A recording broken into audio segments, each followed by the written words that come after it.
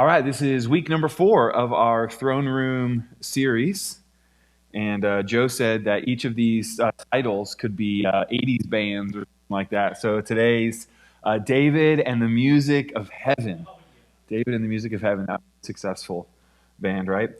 So we get this phrase, visions and revelations of the Lord from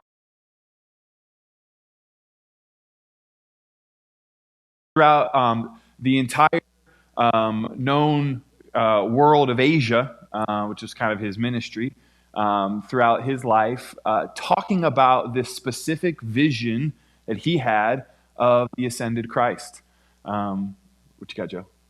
Anything? Oh, okay. A vision of the ascended Christ. And he went everywhere talking about this vision. Of course, Peter declared on the day of Pentecost that this is the era of dreams and visions and prophecy. The New Testament church was dominated by a man who would walk into a city, an urban city, a well-populated city, a city like Ephesus or Philippi, a city like Athens. He would walk in with his Old Testament. He would minister in their midst, and he would demonstrate the power of God, and people would be brought into the kingdom. But he didn't have the New Testament, a written story of the life of Jesus. He had his Old Testament and a first-hand account of a vision that he had. And visions were very important to Paul. He liked talking about visions. Revelations were also important to him. 1 Corinthians chapter number 12, Paul says that when, or 1 Corinthians 14, Paul says that when you come to church, you should see if anybody has a revelation. Right? Who has a revelation today? John, Jenny? Either of you have a revelation that you want to share with the church today, right? What an interesting question. But you would come to church bringing a tongue or a prophecy or a vision or a song in order to be able to contribute to the weekly gathering. So visions and revelations might sound like new agey or spooky or somewhat fringy kind of words to some of us who have grown up in a religious culture where those words have fallen out of our vocabulary. But these are very New Testament church. These are very Pauline to talk about visions and revelations. And so there are some authorized visions and revelations of the Lord in the Bible. And this series is about going through those. Paul said that to be successful in the Christian life, to really make the most of walking in your inheritance, to all those who are in Christ, he says, if you have been raised with Christ through salvation and baptism, keep seeking the things above, where Christ is, right hand of God, in the throne room. Seek the things above. Seek the things of the throne room. And then keep thinking about things above, not things on the earth. So our life and our thinking throughout our week should not be dominated only by the bills we have to pay and the errands we have to run and the family we need to visit and our daily duties on the earth. Those, of course, have to take up a portion of our day and of our thinking. But Paul said, for Christians, we spend deliberate time thinking and seeking throne room realities. And so we're trying to live that out here in this series. And so we turn our attention to David and the Music of Heaven. Our first profile we looked at was Job, and we learned our throne room history in Job. You can go back and listen to that about throne room history. And then last week we talked about Moses in the tabernacle and how the Lord brought Moses up into heaven, and he showed him the throne room of God, the same throne room that you see an account of in Revelation chapter number 4. Moses saw the throne room of God and then was tasked to go back down to Israel and to recreate a facsimile, a sketch, a copy, a pattern of the throne room in the earth, which is what we call the tabernacle of Moses. So, what does David contribute? What did the revelations that the Lord gave to David, how does that teach us about the throne room? Well, to that, we need to look at the Psalms, and then we need to look at the life of David as recorded in, how many of you know where the life of David is recorded in the Old Testament? 1st and 2nd, good, 1st and 2nd Samuel, and then 1st Chronicles, very good. He's mentioned in 1 Kings, I believe, right? But maybe only in the first chapter. David wrote 73 of 150 Psalms that you have in your Bible. David wrote 73 of them. And so the only Psalms that I'm going to reference in this lesson are from those 73. I'm not going to reference the 77 written by psalmists after David. I'm only going to reference the 73 written by David because I want to know how David's throne room experience affects our understanding of the throne room. Many of David's psalms make references to the throne room, and it's clear when you look at those psalms that David's understanding of the throne room came through revelation. What David knew about the throne room came through direct revelation. It didn't come as something that was handed down. He had some firsthand knowledge. The Holy Spirit gave him insights into throne room dynamics. So a couple of quick verses to show that. So how did throne room realities affect David's prayers? Look at a couple of these verses. First, he said, Yahweh, I love the habitation of your house and the place where your glory dwells. What's the house in which Yahweh's glory dwells? In some way, it could be the tabernacle, but ultimately, it's the throne room. And David said, I love that space. Psalms 27, the one thing I ask of Yahweh, the thing I seek most, is to live in the house of Yahweh all the days of my life, delighting in Yahweh's perfections and meditating in his temple. He was at home in that space. Psalms 29, in his temple, everyone shouts glory. I can imagine David soaking in the Lord's presence and meditating on the earth, but in the spirit, having access to this space where God is, where God's presence is. At his right hand are pleasures forevermore. In his presence is fullness of joy. So as David would commune with the Lord, he got the understanding one day that everyone in that space cries out glory. It's a dominant word in the heavens. It's glory. Everyone shouts glory.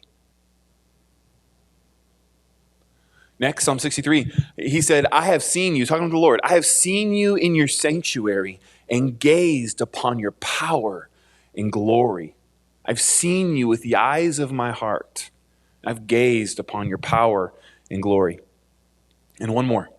Bless Yahweh, O you his angels. Now this would have to come by revelation. He's speaking to the angels, to the created beings in the throne room. Bless Yahweh, O you his angels, you mighty ones who do his word, mighty ones. Obey the voice of his word. Bless Yahweh, all his hosts, his ministers who do his will. And in our week number 1, we talked through the 4 different types of angelic beings that he highlights there. An angel is a messenger. A mighty one is a warrior. His hosts, or a mighty one is like a general in an angelic army. His hosts is the army, the vast amount of soldiers that he has. And then his ministers are those who actually serve him. They minister to the Lord, like Mary of Bethany. Picture a Mary of Bethany type worshiper in the throne room. Those are his ministers. They minister to the presence of the Lord, right? So how did David know these things? Because through the Spirit, he became acquainted with the space that God dwells.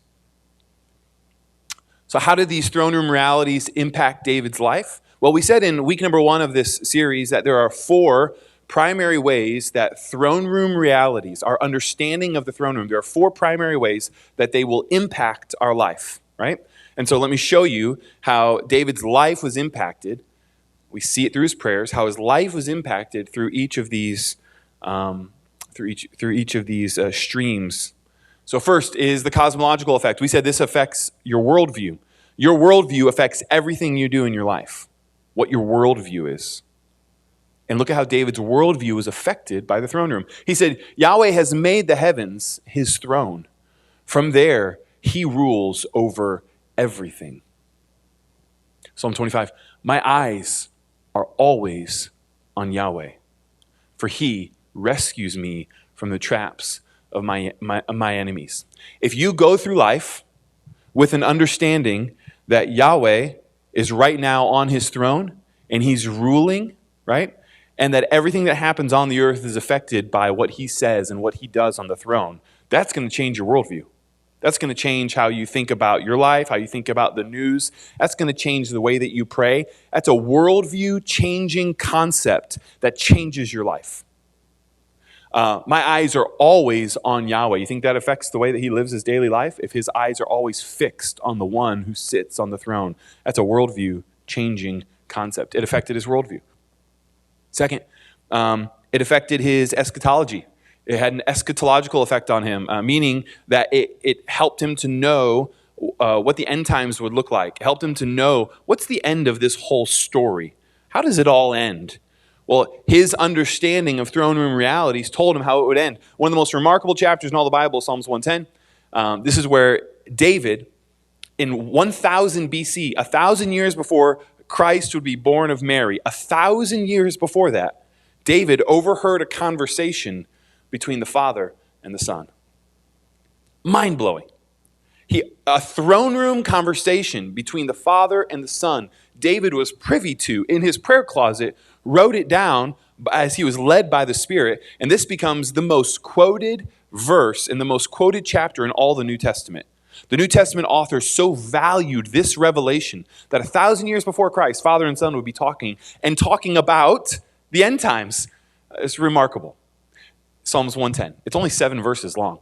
Check it out. It's wonderful. Yahweh said to my Lord, Yahweh said to Jesus, the Father said to the Son, is how New Testament writers would understand it. The Father, speaking to the Son, says, sit in the place of honor at my right hand, Son, until I humble your enemies, making them a footstool under your feet. And he goes on and he talks about Christ's return and what it will look like for him to subdue the earth and bring forth an everlasting kingdom. All of that in Psalms 110.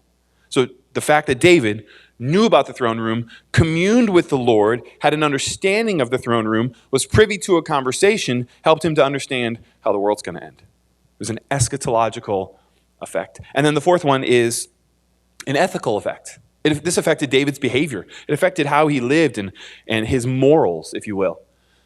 Psalms 11, Yahweh is in his holy temple. Yahweh still rules from heaven. He watches everyone closely, examining every person on earth. Psalms 24, who shall ascend the hill of the Lord? Who may enter into his presence? Those with clean hands and a pure heart. And so he talks about the ethics of if I want to ascend, if I want to be in that place with him, if I want to join him forever, one day at my last breath in that heavenly throne room temple, well, then there's a moral, ethical, behavioral adjustment that I need to make here in the earth. I need to live righteous because of what's happening there. So, man, it's had such a real world effect on David. And these 4 ways I thought would be helpful ways to just see that. Do you see it? Yeah? Okay. Let me say it this way. This kind of links last week and this week together. Moses was tasked to recreate the structure and primary functions of the throne room in the earth. We talked about those primary functions last week. The functions of the tabernacle, the daily and yearly and weekly functions of the tabernacle were representative of what the throne room does in our lives. Okay? David successfully reproduced the praise and worship culture of the throne room in the earth.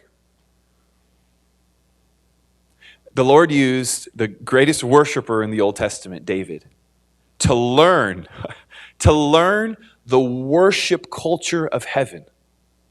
And then through his prayers, which some of them we've looked at, and then through something else I'm going to show you, to bring that worship culture into the presence of God's people on a daily basis so that the ministers on earth could echo the ministers in heaven. Right? We said some of the angels are ministers. They attend to his presence.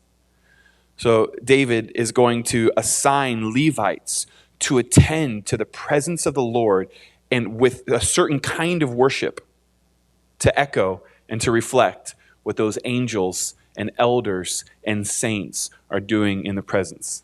And that would change the earth. It would make the kingdom, well, I won't get ahead of myself. But this is so significant that this is what the Lord tasked David to do and what he successfully did. All right, so let's talk about how he did that structurally. He didn't just do that with his pen by writing songs. He did that through his leadership. And let's talk about what that leadership looked like. So in the days of King David, the tabernacle of Moses, which we looked at last week, the tabernacle of Moses was in a city called Gibeon. Now, 1 Samuel and 2 Samuel, there's like this narrative that you wouldn't necessarily get hold of, because typically when we read 1 and 2 Samuel, we're really interested in the characters. Like, I want to see what Samuel does, and I want to see Saul's development. I want to see David's development. But there's these other threads that you just kind of don't even pay much attention to. Like, where's the tabernacle moving? Where's the Ark of the Covenant moving?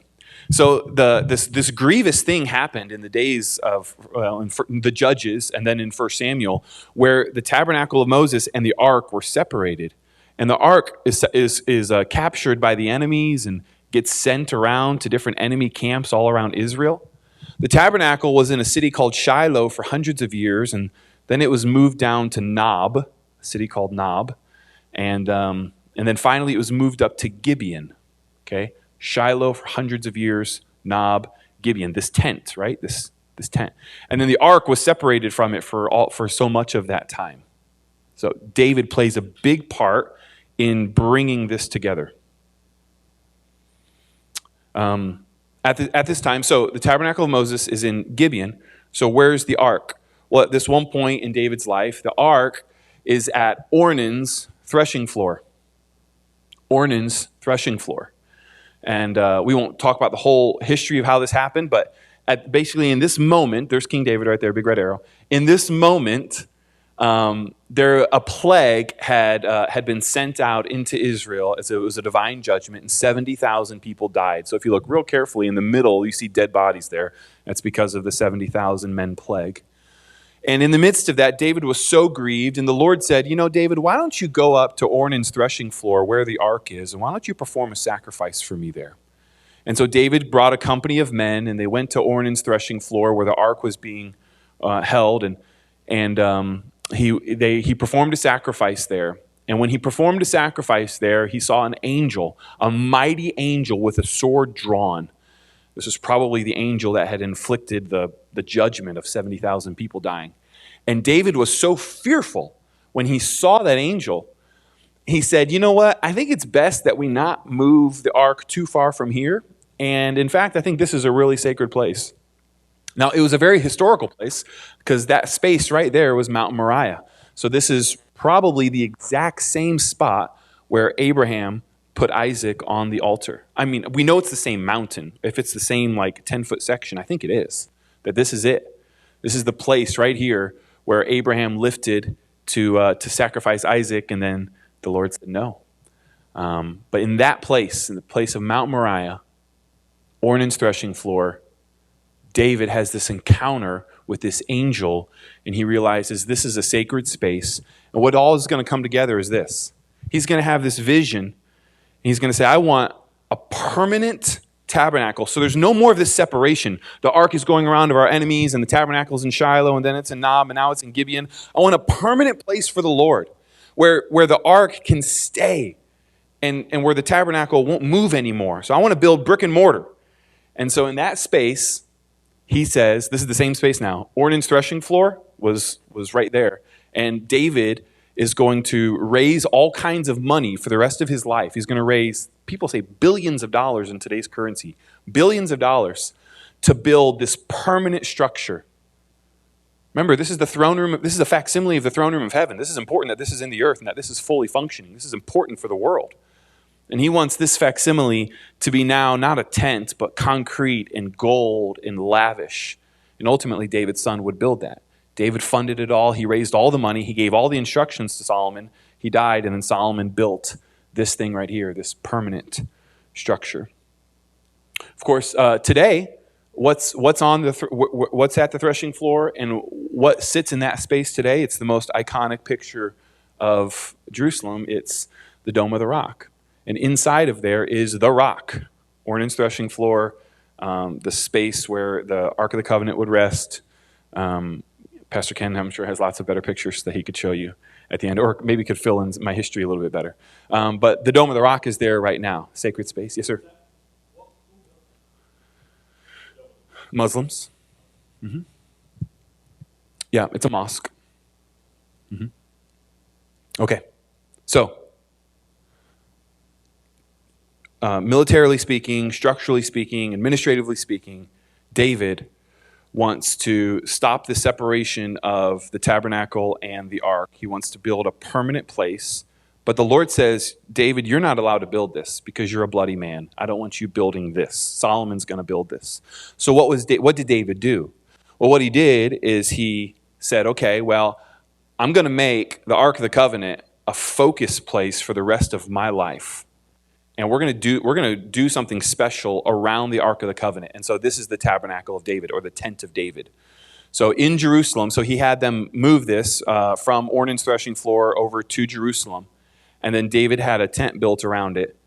And then he began to structure the kind of praise and worship, the heavenly praise and worship. David's already been receiving throne room revelation all the days of his life, right? Of all of his mature years. He's already written many of these psalms. He's acquainted. He's a throne room guy, right? His behavior is affected by the throne room, and his eschatology is affected by the throne room, and his worldview is dominated by the throne room. He knows what this represents. This thing represents the throne. That's the throne of God in the earth, right? That's it. And so this is so sacred to David, the throne of God in the earth.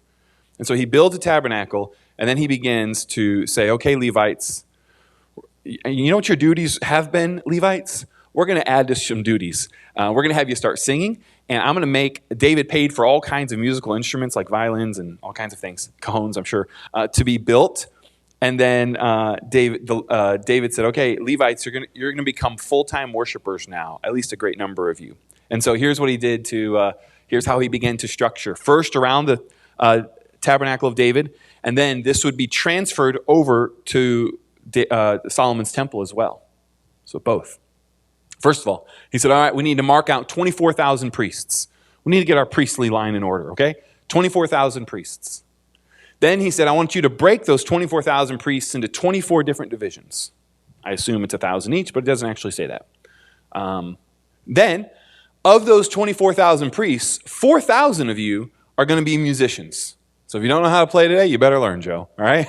4,000 of you, 1/6 of you, are going to become musicians. And you're going to play instruments around the tabernacle of David, around the Ark of the Covenant, and then at the temple on a rotating basis. These are all, of course, done in shifts.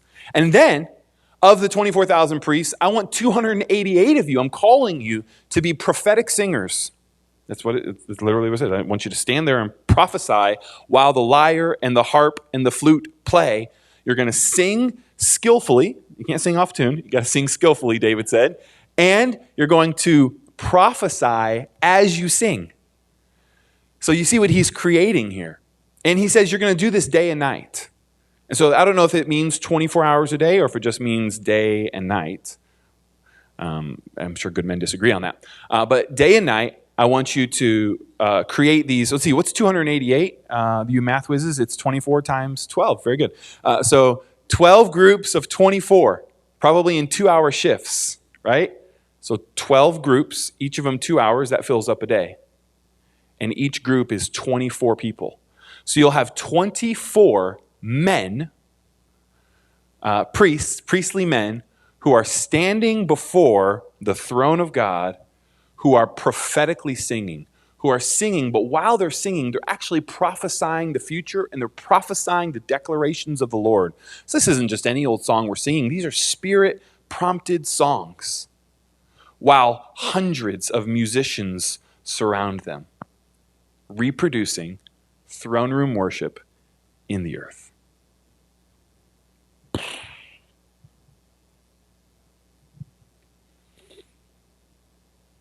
Okay, now with all of that behind us, we can ask the question. So what does David teach us about the throne room? I got 6 statements. Are you ready? Number 1. Throne room music is unceasing. Throne room music is unceasing. Songs in the throne room 24/7. There's no night there, so nobody's getting tired. Right? Nobody has to sleep. That's a different dynamic. Kind of hard to understand. There's no night there. Songs are going 24/7. Remember when John sees the clearest revelation of the throne room in Revelation chapter number 4. It's the clearest one. And I can't wait till we get there. But when John sees it in Revelation 4, he said, day and night they never cease to say, Holy, holy, holy is the Lord God Almighty, who was and is to come, day and night. Why did David set up day and night worship? Because throne room worship never stops. It's unceasing. Coincidentally enough, IHOP has an app. If you want to listen to IHOP's music, their app is called Unceasing Worship, right, with this kind of theme. It's a good app. Number 2. Throne room music is prayerful. So this fusion of worship, prayer, and music all came together.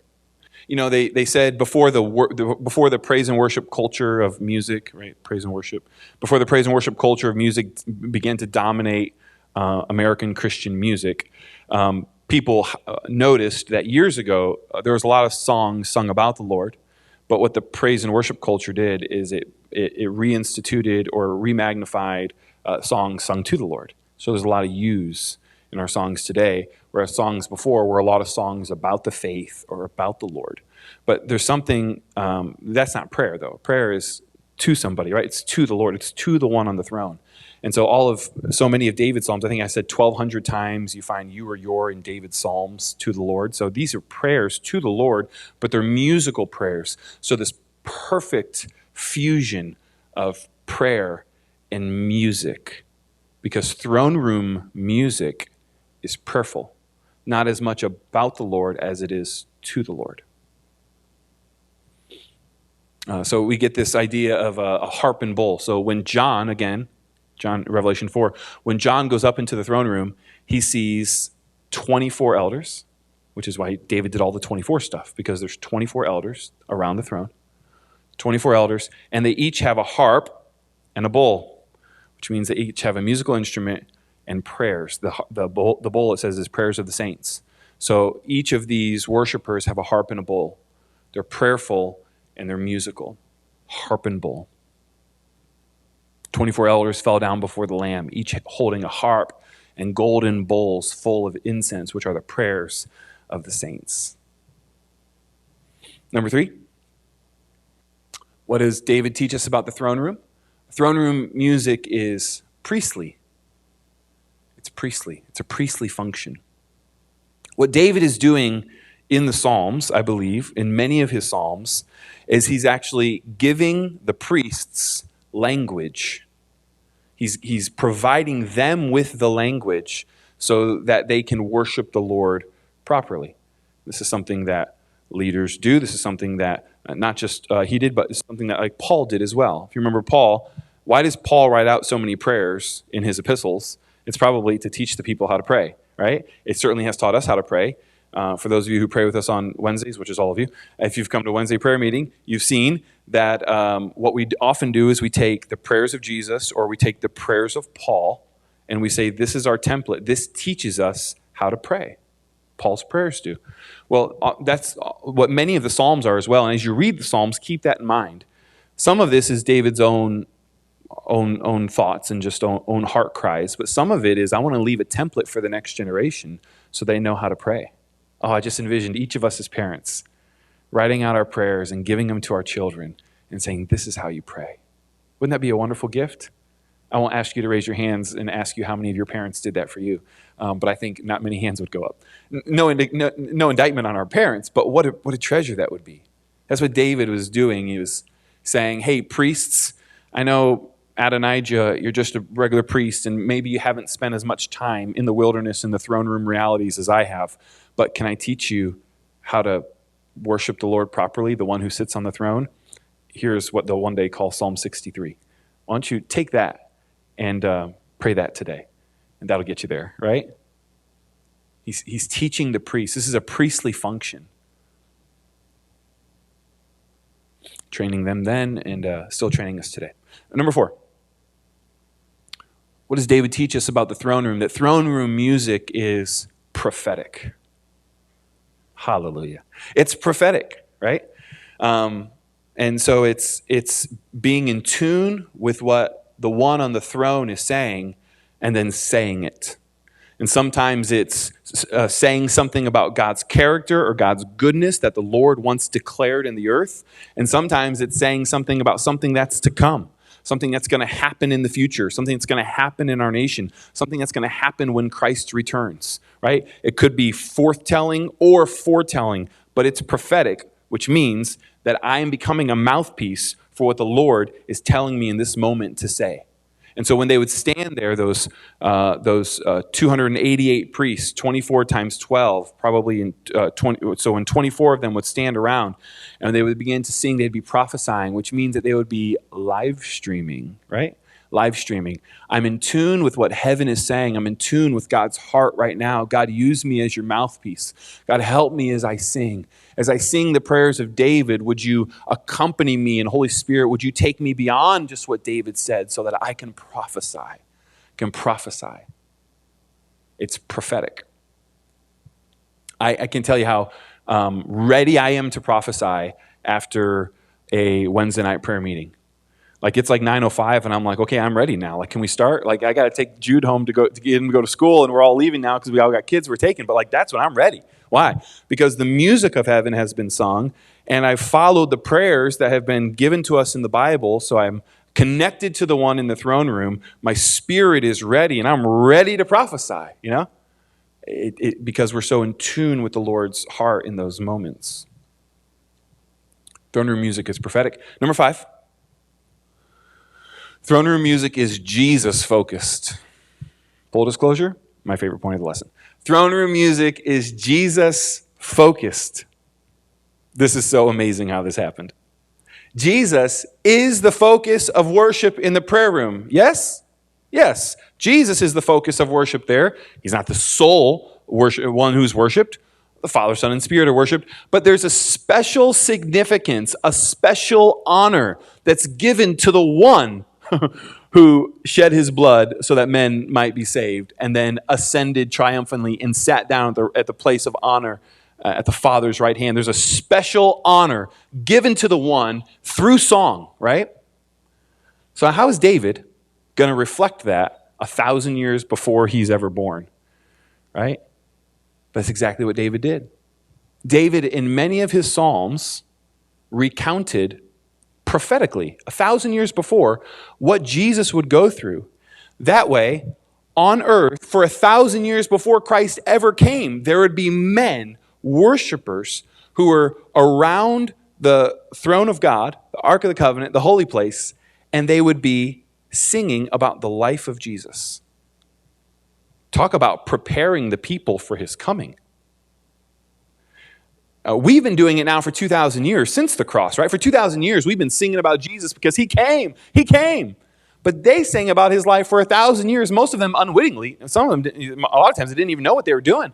Singing David's songs, which were actually about Jesus.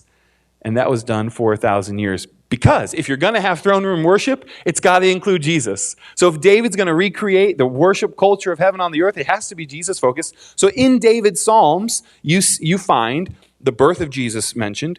You find the life of Jesus mentioned. You find the teaching style of parables, the parabolic teaching method of Jesus praised and mentioned. You find the passions of Jesus mentioned, like zeal for your house has consumed me. The zeal that Jesus displayed at the beginning and end of his ministry, John chapter number 2, and then also during Passion Week on Palm Sunday, that zeal that he had when he walked into the Father's house and he threw over the tables, right? And he made the cord of whips and he whipped him and said, "Get out of here, you foul spirit," or however he said it, right? But that he said, "Zeal for your house has consumed me." They were singing about that zeal for 1,000 years before Jesus was ever overwhelmed with that zeal and threw over the tables. The passions of Jesus, the commitments of Jesus, the betrayal of Jesus. Judas is prophesied in both Psalm 69 and Psalms 109, both written by David. Like, it's a pretty detailed account of how Christ's own friend would betray him and how he would betray him for money and what the fate of that friend would be. All of that was prophetically declared about Jesus for 1,000 years. The crucifixion of Jesus. Of course, Psalms chapter number 22, right? This crucifixion account. Well, other Psalms as well, but Psalms 22 is the one that he quoted when he said, my God, why have you forsaken me? And it talks about how all of his bones are staring back at him. And it goes through the crucifixion account. How his hands and his feet have been pierced.